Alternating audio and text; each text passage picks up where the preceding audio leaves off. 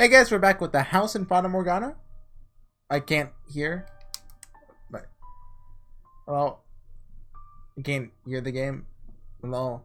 Testing. There we go. There we go. Anything I should talk about before going? I think the word is binging, as the cool kids say nowadays. That was in Fata Morgana tonight. I just did door 2 and it was off to a great start. And I know something I can talk about for a minute. I reread Katawa Shoujo recently. I finished it a couple days ago. Not more than a week ago, I think. I started rereading it like 3 weeks ago. I went into it thinking, okay, it's not gonna be as good as I remember, but I'm in for some nostalgia. Because I read it, what, 2013? Maybe 2012. I think it was 2013. And it actually still really holds up. I was expecting, it was my first visual novel. It's not really that good. But no, it's I really like it still. I can always assume that, it wouldn't be... It'd be like a 6 out of 10 at best on a reread. But no, like... I think it's like a solid 8 out of 10. Like, it's actually pretty great. One thing I really... Oh yeah, laughing. I really liked about it is...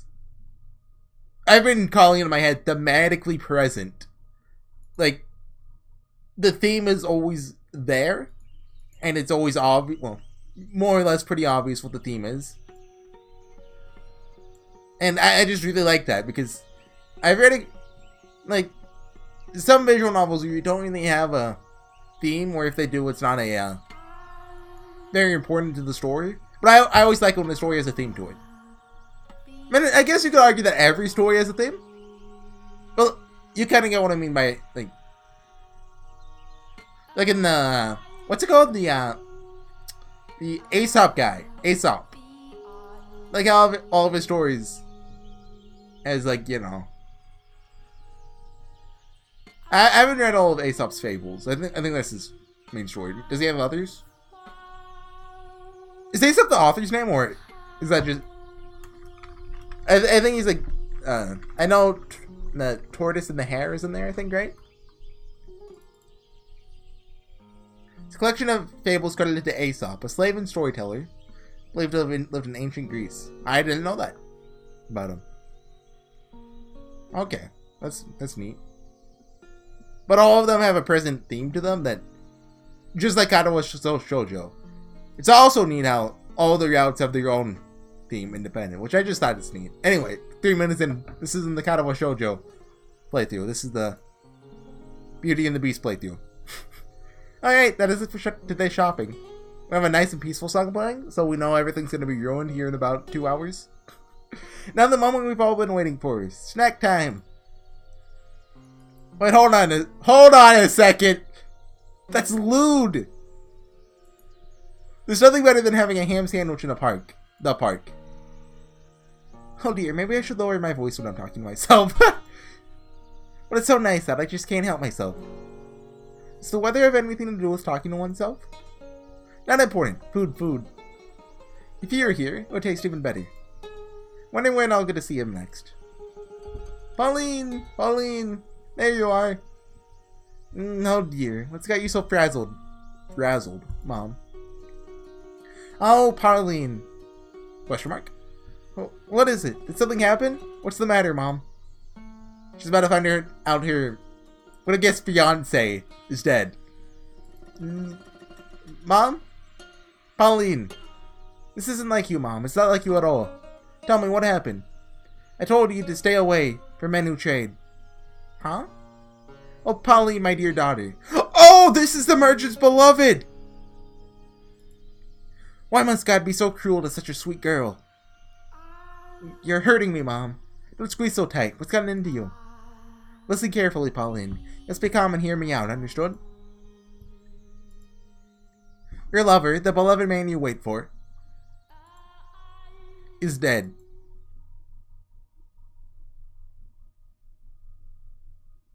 Okay, now we're on a new scene. The Twisted Road to Slaughter.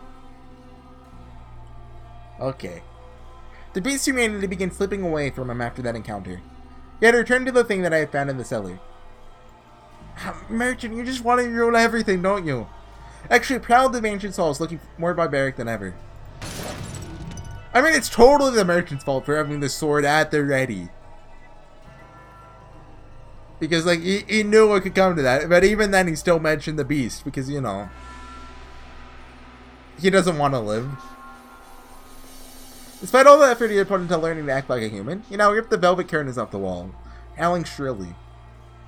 Stomping back and forth through the hallways, and ravaging the garden. I watched him intently, though from a distance. Bestia was not merely a beast, but an out-of-control, bloodthirsty beast. Just a few days ago, we'd been tending the garden together, but that was no longer possible. I was quite disappointed. He's breaking all the furniture, but if this is Beauty of the Beast, that means he's breaking people! Eventually, Bestia discovered my hiding place. I had not felt regret in a very long time, but I felt a deep regret in that moment. More! Don't have enough. Not enough. I need more. I need more! Must satisfy these urges. Ever since I did that laugh last episode, my voice has been... That wasn't smart of me. Are you saying peace was not enough to sate you? Did I mishear you when you asked for peace? I was mistaken. Asking for peace won't solve anything. Blood, despair, eyes filled with terror. These are the things I need. Calm down, Junko. I've always known it. You said this mansion fulfills people's desires. Then... Give me prey! No more hairs! Live humans! Why did I ever teach him to speak human language? Before long, the mansion granted his wish. Once a week, a villager or a traveling merchant from somewhere would wander in the forest, ending up at the mansion on the cliff. Though something felt suspicious about the man who greeted them at the door, on the surface he looked like a proper nobleman. So they all eventually chose to trust Bestia. The mansion had an air of loneliness about it, but it was adequate to provide rest for their weary feet. There was food and a bed, and most comforting of all, there were other people. The lord of the house treated the lost souls like esteemed guests. He poured them fine wine and had me cook for them. No one suspected in the slightest that he was a beast. He put on a reasonably convincing act. Because yes, I taught him how to behave like a master. The visitors all went to bed contented. But as I'm sure you can imagine, Master, they would never see the light of day again. The penetratingly bright sunlight particular to this area. What, like, did he put a blindfold on them? Tell them you're not allowed to take this off? After they went to bed? Right? A beast! It's a beast! You disgusting creature. You hideous monster. Kill him! If that's how you humans want to do things, then I'll play your little game. I'll play it even better than you. I'll kill you. I'll slaughter you. I don't want to stress my voice too much, or else I'll have to retire early for the night. Let me take a drink.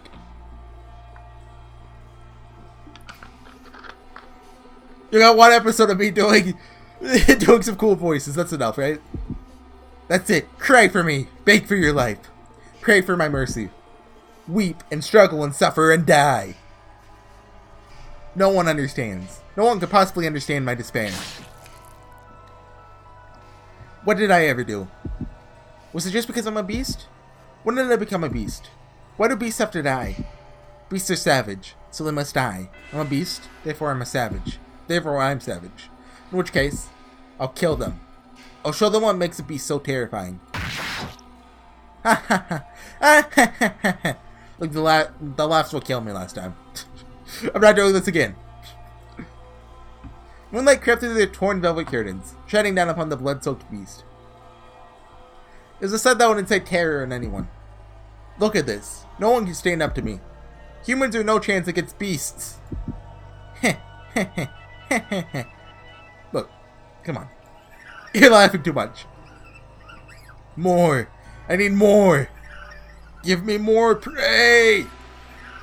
This mansion continued to sate the beast's demented craving, sending not one but multiple villagers into his claws. So how do they know the merchant died? I mean, you know, they think he went missing first, like... I don't know. Into these bloodstained walls, off which echoed his monstrous howls. Stop, please! I'm begging you, spare me! Oh God! Sorry, not familiar with your god. Beasts have no need of gods! Kind of edgy, but okay. I have a wife and son back at the village. Please let me return to them. Why don't you bring them back to me? I'll send them to the same place you're going.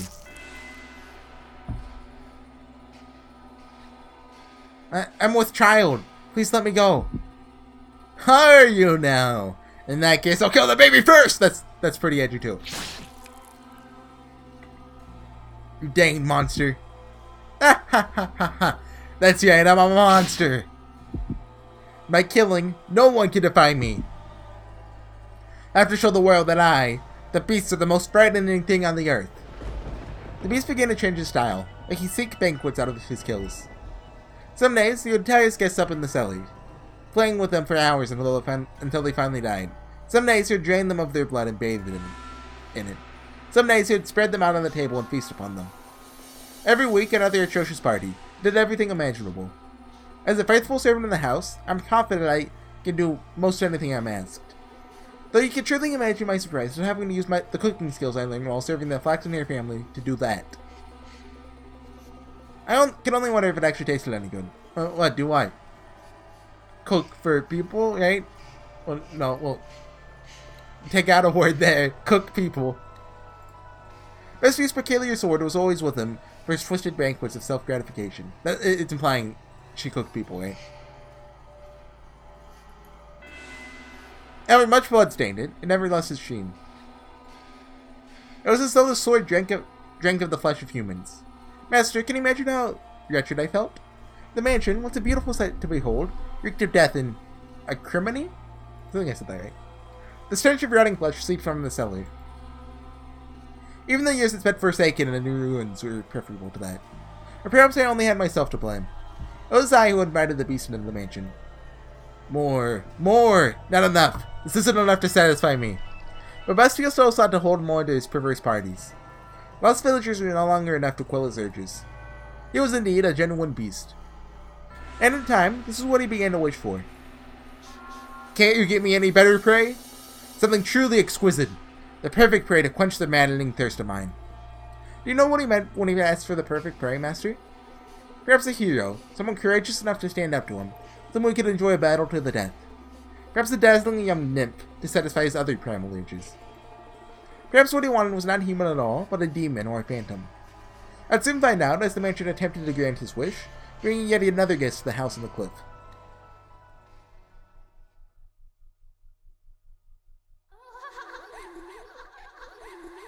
So this is Beauty and the Beast, right? Like, Pauline's gonna show up and they dance together and it's happily ever after. And there's even the rose symbolism. If the devil guides us, if God guides us, then perhaps I could accept that this was fate. Then it makes sense that I'm here. Wait. It's the main narrating. But, is this Pauline or...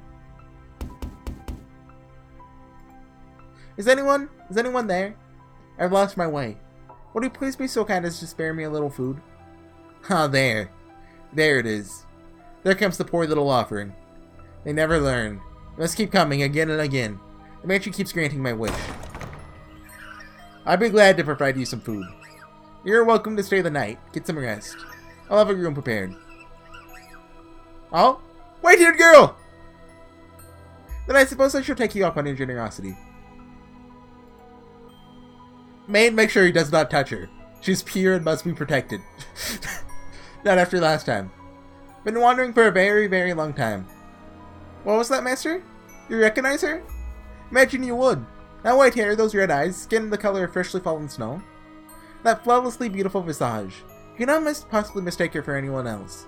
And no, it's not someone who happens to resemble her. I can understand why you would be surprised, Master. At first, I could hardly believe my own eyes. The wanderer knocking on the door that day was the very same fair-skinned young woman who visited the mansion so many years earlier. And even her... I don't know if this is intentional or not, but her hair is short now. Because, before she was bald. Because, Nelly exists. It just, takes 100 years to grow back that much.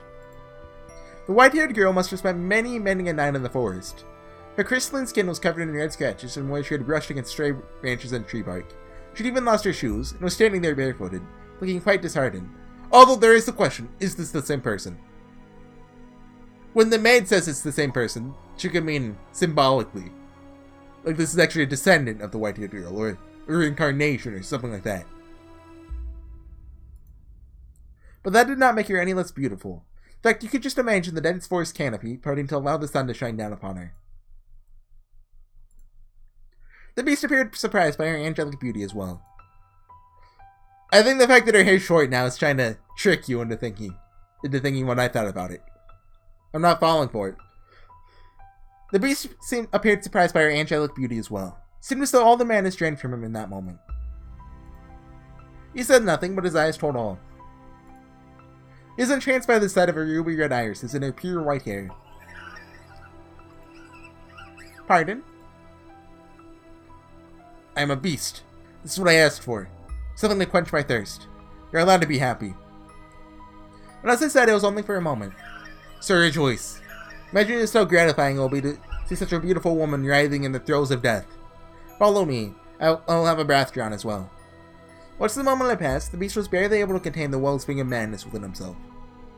He wanted nothing more than to run his sword through the white-haired girl that very instant, to torture her, to defile her.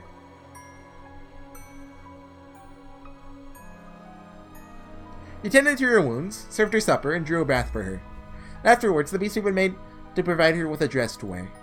Even the outfit she had only worn for one night so many years before it was there, waiting for someone to put it on again. For her to put it on again. He said she could choose anything she liked.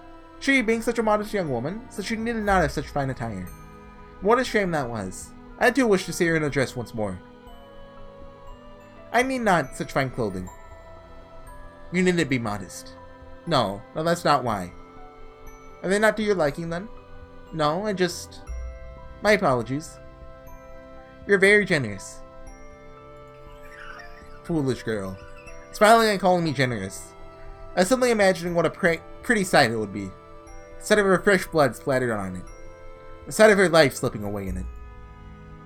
I'm glad that after wandering for so long, I ended up here in this mansion. And in a few hours, you'll be feeling the exact opposite. Get all the rest you need. I shall see you again in the morning. I thank you. Bestia then made his way out of the girl's bedchamber. His mask came crumbling off after only taking a few steps. There, that's precisely what I wanted. Just imagining how such a beautiful woman will scream. I shall beg for her life. Hey, are you there?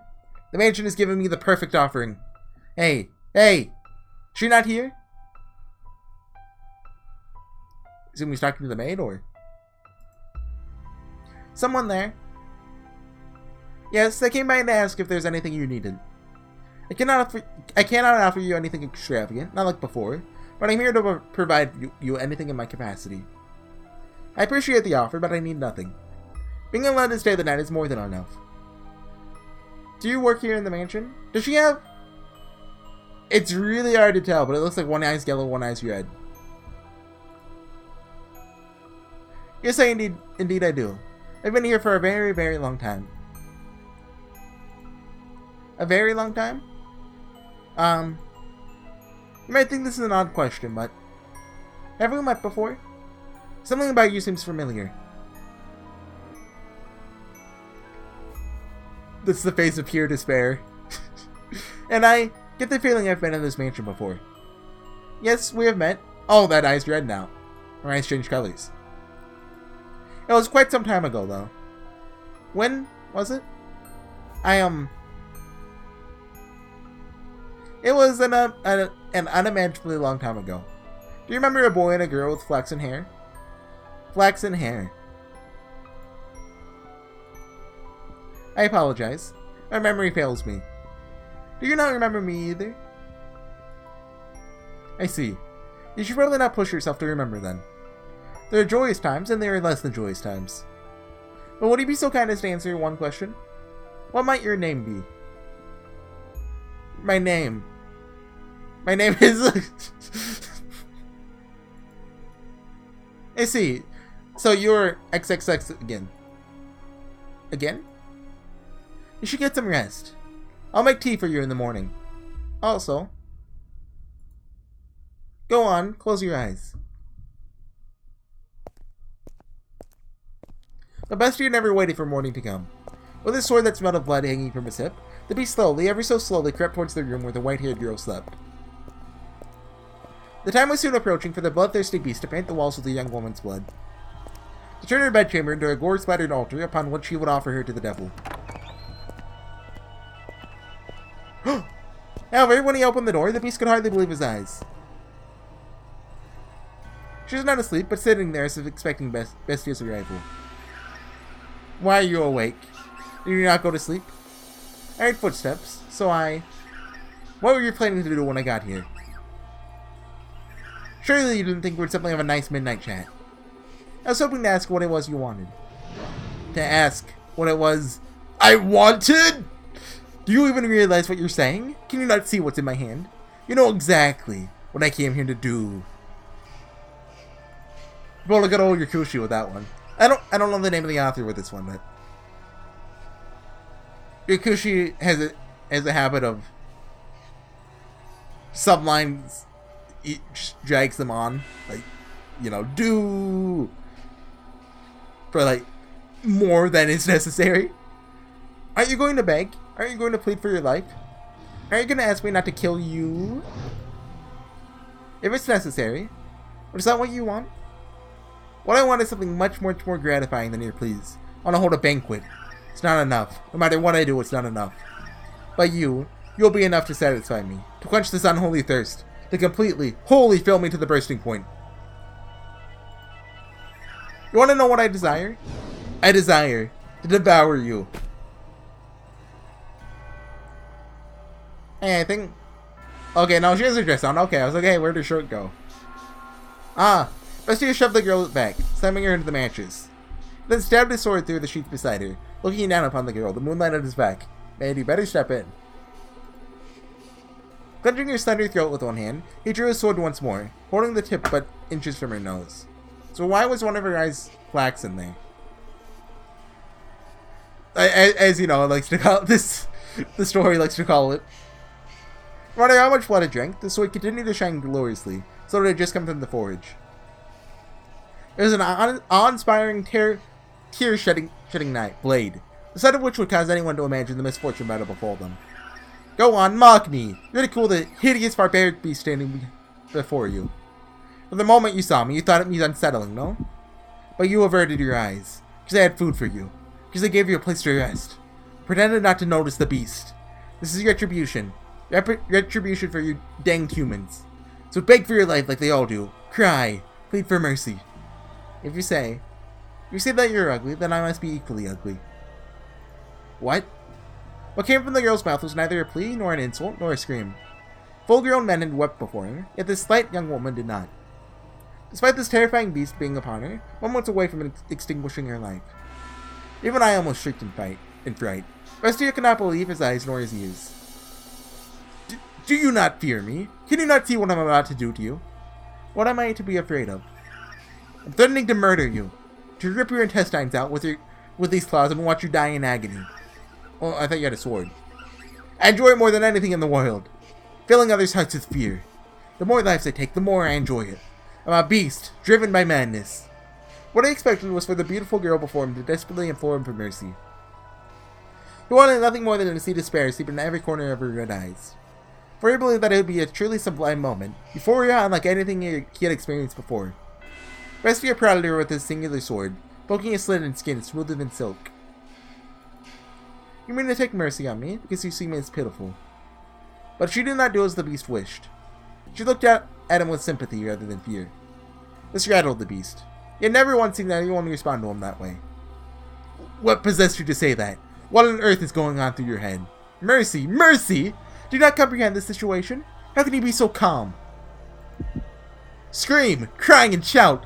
I think Hisao had a heart attack there. Beg her to spare you! Throw yourself at my feet! Throw yourself at my feet!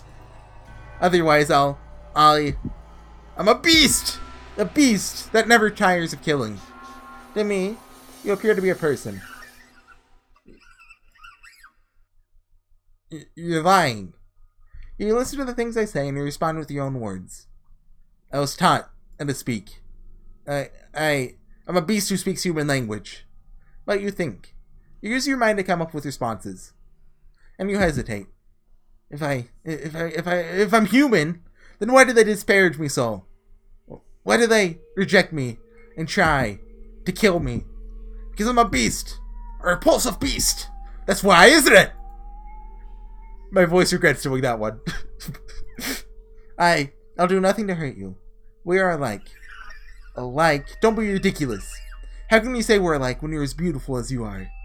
There's nothing beautiful about me. What value does outward appearance have? You have suffered much persecution, which is why you tremble in fear.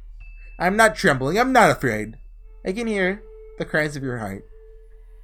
What on earth is wrong with you? Why are you not afraid? Why do you not scream in terror? I am afraid, but more than fear.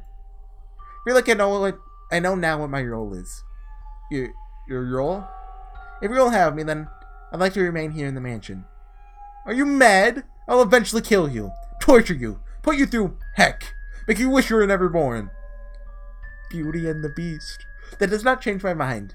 Please allow me to stay. I find it very hard to believe that what you want deep down is to hurt people.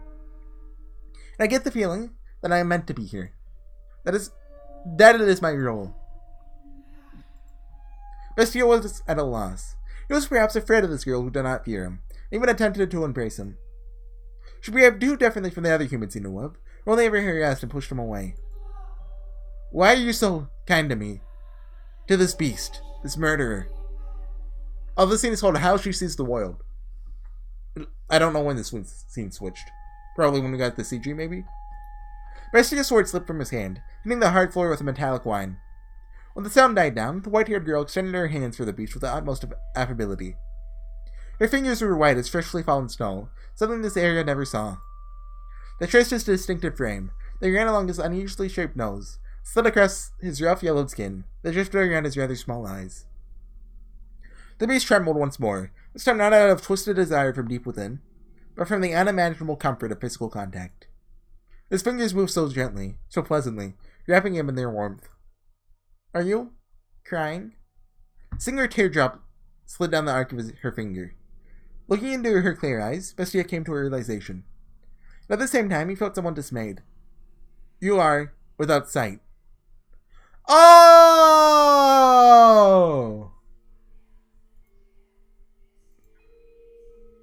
That makes sense! Taken in through the throes of his primal urges, the beast had not noticed, but there's an emptiness in the girl's eyes. She appeared to be gazing far into the distance, not focused on the man despite being close enough to touch him. Tears had been running down Bestia's cheeks earlier, when she had called him a person, but it was not until one of those droplets had slid across the back of her finger that she had realized. She will indeed have no need for extravagant dresses. After all, she could not see what she was wearing. That is correct. I'm blind.